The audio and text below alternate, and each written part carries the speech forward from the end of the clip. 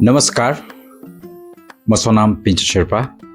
पुतलीहरूको संसारमा हजुर सबैलाई स्वागत छ। पुतलीको संसारमा सबैभन्दा सुन्दर अनि साइजमा ठुलो देखिने पुतली प्यापेलियोनेडी यानि कि स्वालो टेल।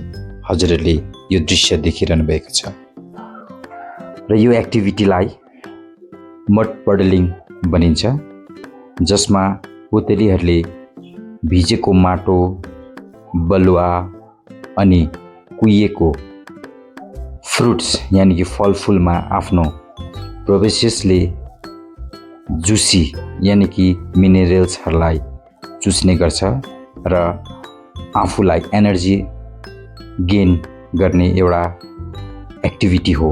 यसलाई मड पडलिङ पनि भनिन्छ र स्वालोटेल फ्यामिलीमा धेरै किसिमका पुतलीहरू भेटिन्छ।